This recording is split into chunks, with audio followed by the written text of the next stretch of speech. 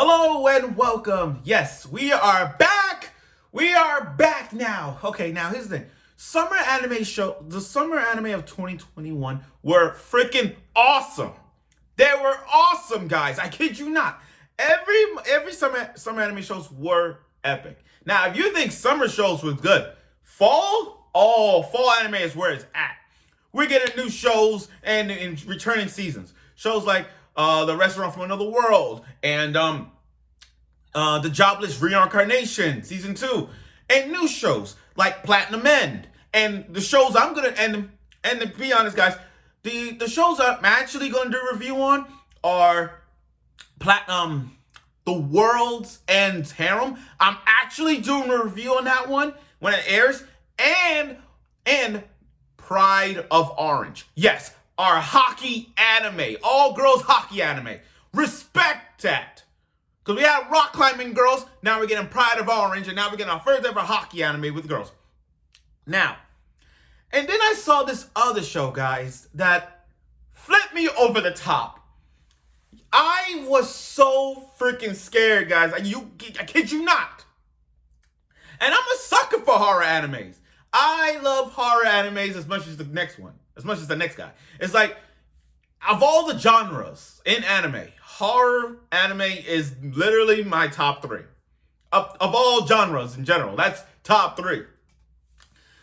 And this show I've watched, I get goosebumps just by watching this. Like the ghosts and how realistically they look like. Oh my god, yo, I can't even. Oh, that's how scary I was, guys. I'm sorry. So the show called Mieruko-Chan. You know, I'm not good with the name. Mieruko-Chan, I'm not good with the name. But this show is really that freaking good. I kid you not. This is the show that it has horror, comedy, and supernatural. And I'm just lost for words. So let me give you guys my reaction and my review of this new show called Mieruko-Chan. So it starts off with a girl running into the hallways trying to get into her apartment, freaking out. And I'm like, and for my first response looking at this, I'm like, is this for real? Are we doing this? Are we doing this? Are we doing this? Are we doing this? Are we doing this? This is real? Are we doing this?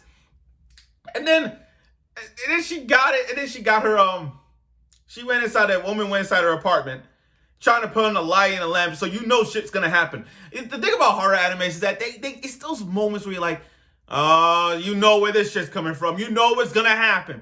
And then as she's trying to turn the lamp, the microwave turned on and the refrigerator door opened like some supernatural activity. Some paranormal activity, and all of a sudden, a scary looking monster came out with red eyes, with long black hair, came out of the refrigerator and started. I'm like, oh. But it was a ghost story. You know how back in the days they tell ghost stories, and like Goosebumps, Are You Afraid of the Dark, Tales from the Crypt, you know those kind of things. So we see a girl named Miko. She's really good, really long black hair. I like her. It's nothing interesting in the opening. Nothing interesting in the so far in the beginning. It was just her brother, her mom and dad, and I like the opening. Matter of fact, here's the thing. This opening got me like, okay, I can see why this is this is horror comedy. I get it. Because the whole running on the paint and, like some running on spittoon colors, I like it. So as she's going to school like a normal high school girl she is, she gets bumped by Hana. Now, Hana, she's one of the...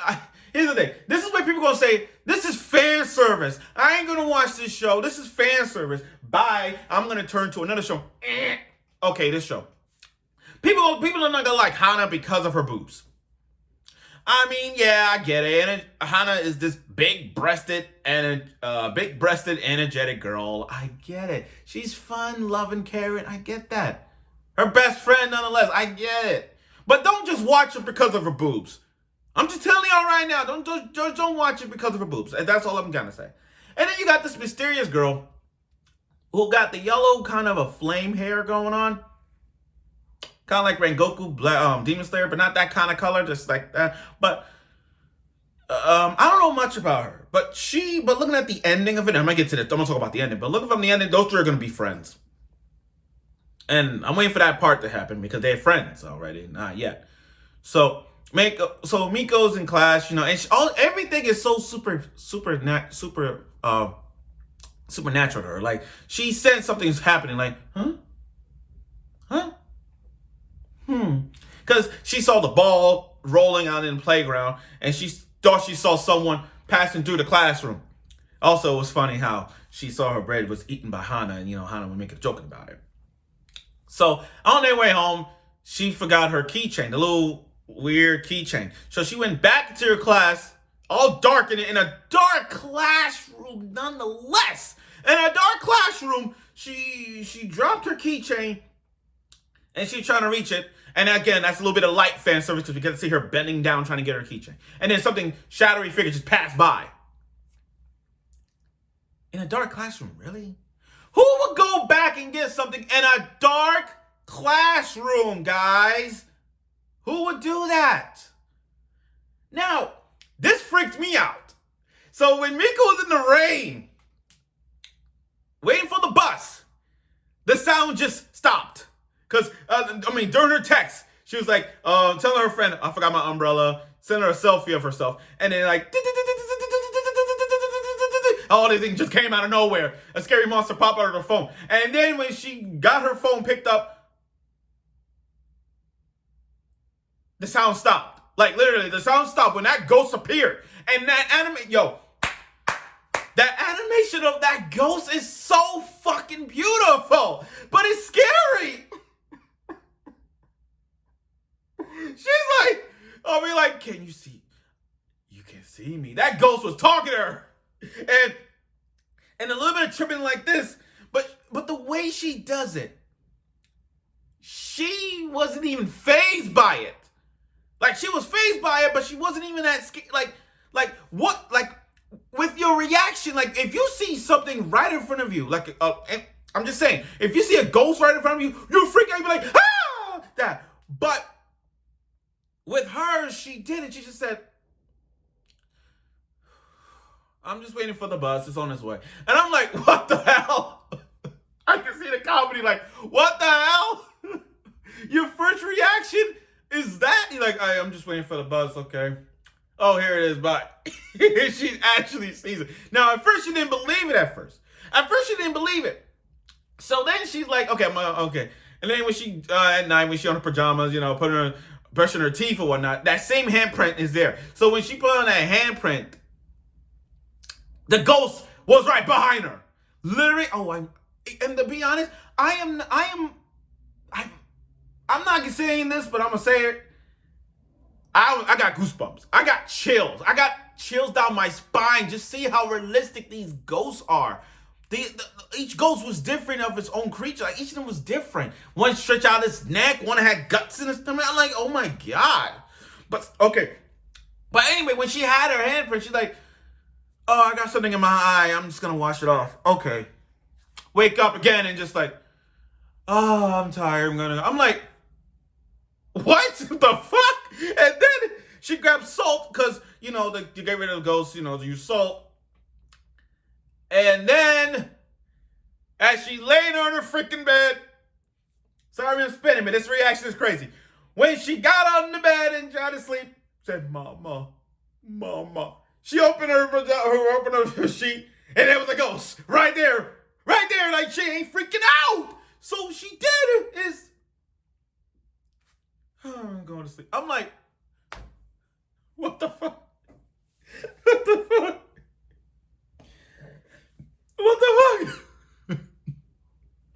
I'm like, wait a minute. Hold on a second.